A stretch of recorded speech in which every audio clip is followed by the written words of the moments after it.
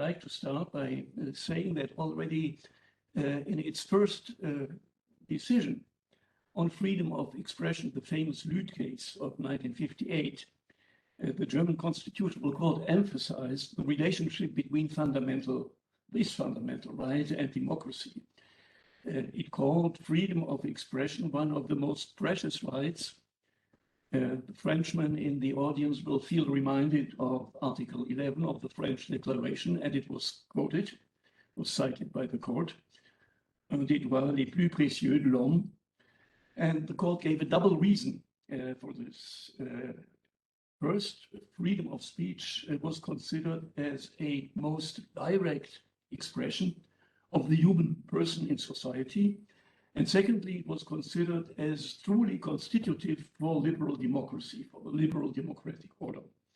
And for the latter statement, the court quoted the judgment of the United States Supreme Court, Polko versus Connecticut, 1937, and it quoted Justice Cardozo, who had called freedom of speech the matrix, the indispensable condition of nearly every other form of freedom. The explanation for this emphatic language and for the reliance on foreign authority in a very early stage where this was by no means usual, I think this lies in the somewhat unusual limitation clause that distinguishes freedom of expression from other fundamental rights in the Basic Law. According to this clause, the freedom of speech finds its limits in the provisions of the general laws, the laws protecting young people and the right to personal honor.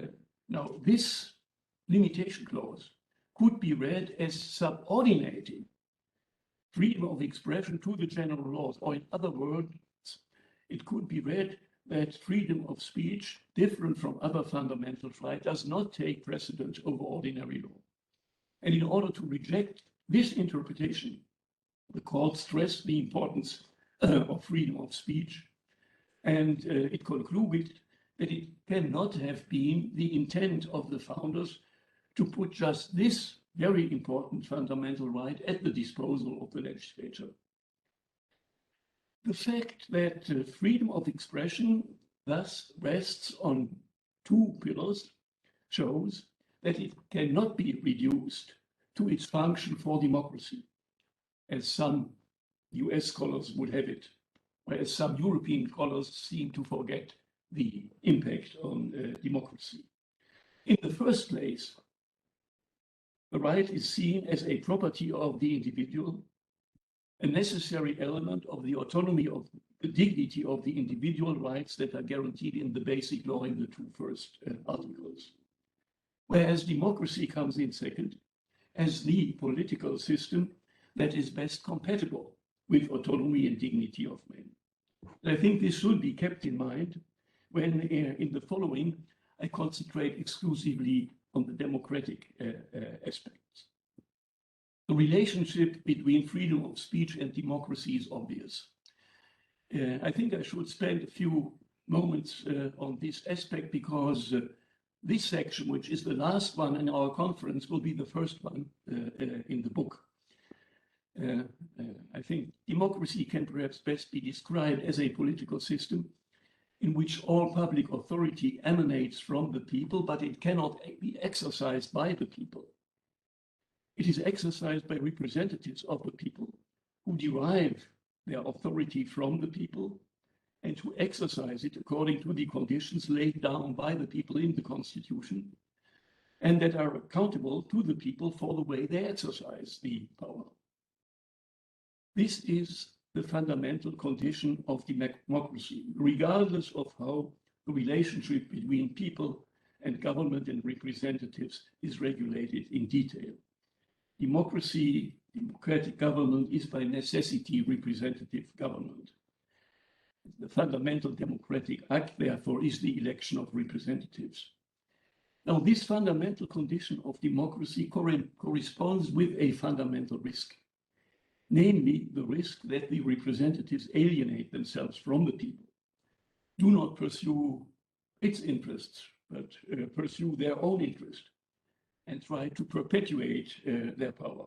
And in order to prevent this from happening, constitutions use to take a number of precautions. They try to keep the representatives in touch with their constituency. And the most important is, of course, the freedom of elections. Now, in a more formal understanding, elections may be called free if voters have a choice, and if they can decide among certain alternatives without pressure. And we have many examples, not only in history, but also in the present world, that show that not much is won if freedom of election exhausts itself in free choice.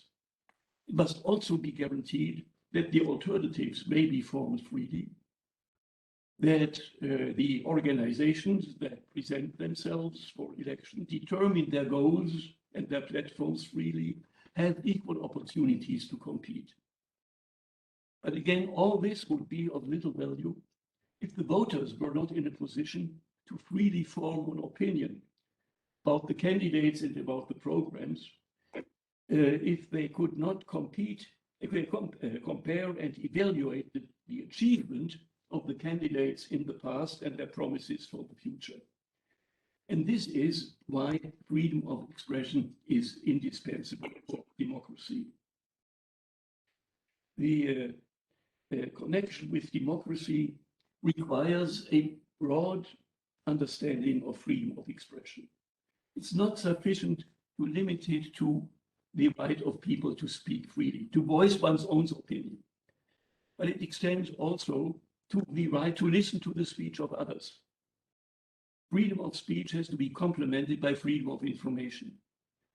And this is why the German Constitutional Court identifies, so to say, a broader purpose behind the freedom of speech, namely the freedom of formation of opinions, individually as well as collectively. Consequently, protected by freedom of speech is the whole process of communication.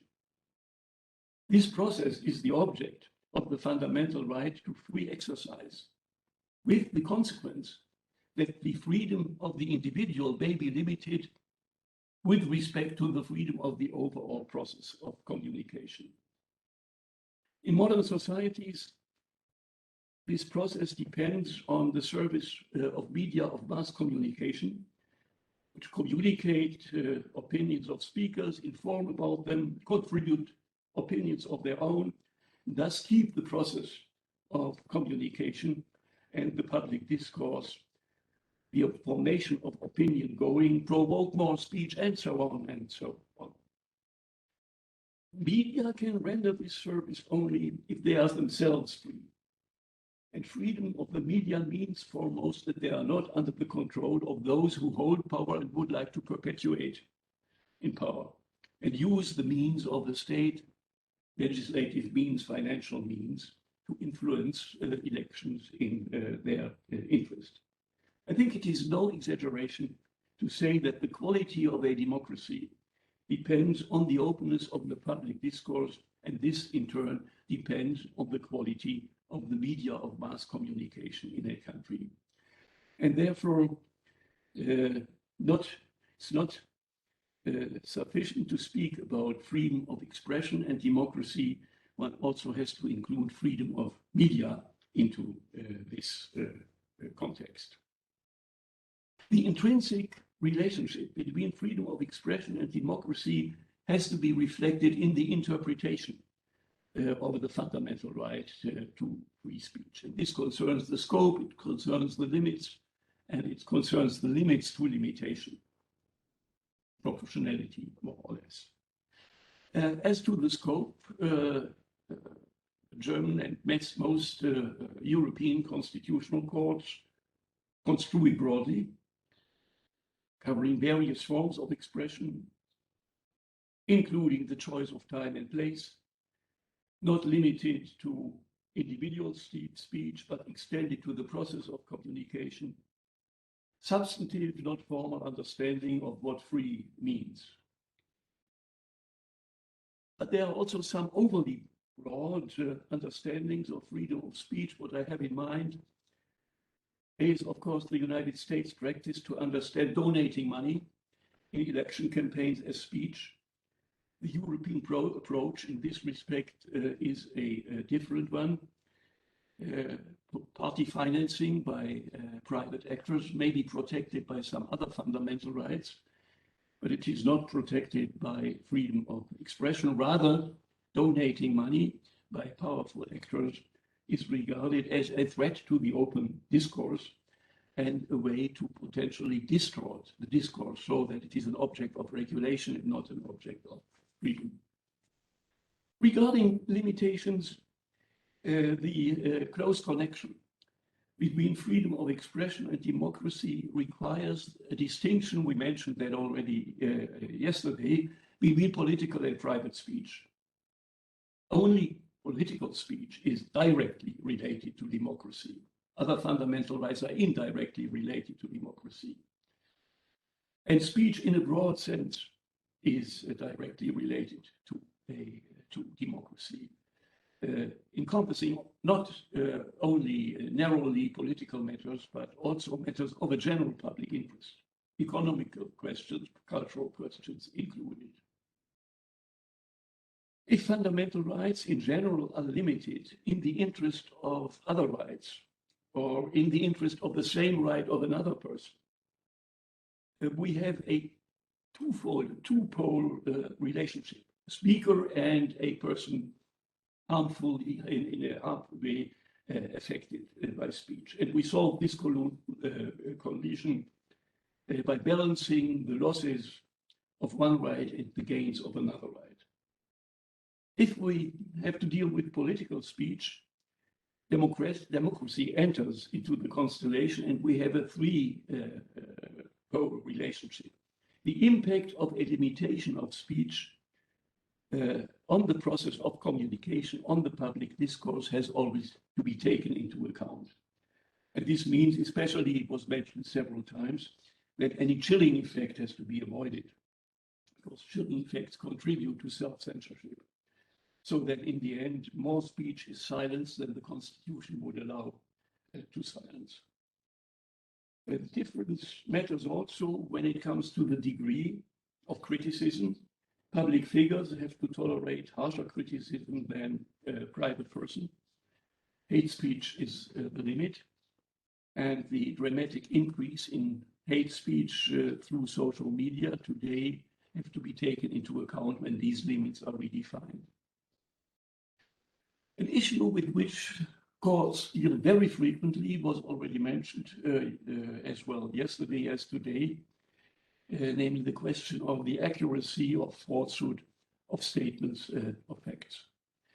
In constitutional court, the general rule is that true facts may be communicated, false facts may be suppressed.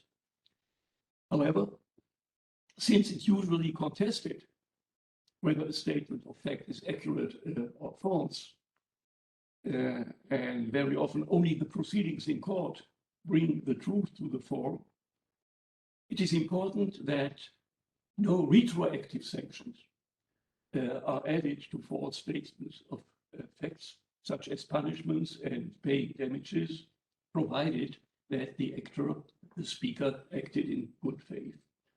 I should mention, I think, because it also was a question was raised several times, that the German Constitutional Court excludes demonstrably false facts and deliberate lies from the protection of Article 5. I think what we heard from Johannes Masing about the importance of intermediaries may give cause to reformulate this line of jurisprudence. On the other hand, according to the jurisprudence of the German court, even the communication of true facts may be suppressed in exceptional situations. In the first place, when they would violate the dignity of a person. Secondly, if the harm created by expressing the opinion is bigger, the harm that comes from the expression is bigger than the informational value, and if information is unlawfully obtained. But there is again an exception to the exception. Unlawfully obtained facts may be communicated if there is an overwhelming interest of the public in knowing them. I finish this brief comment by returning to the role of media for democracy. I stressed the importance of the freedom of media, and I think that the interpretation of media freedom has to reflect this importance. Media freedom is very often regarded as a subcategory of freedom of expression, freedom of speech. So to say, freedom of speech by using artificial amplifiers. But I think it is important to acknowledge that freedom of media is a different type of fundamental right. A right that guarantees the media the freedom to fulfill its service for an open public discourse and for a democratic society. Different from freedom of speech, which is a value in itself, freedom of the media is a functional right. It serves the function that media play in society and can play only if they are free. The object of protection is the function of media in society and an individual right only insofar as individuals fulfill this function. This is very important for me, that there is a clear distinction. Functional right on the other hand, individual right on the other hand. I don't have time to elaborate further on that, but I'll try to do it in my chapter of the book. Thank you.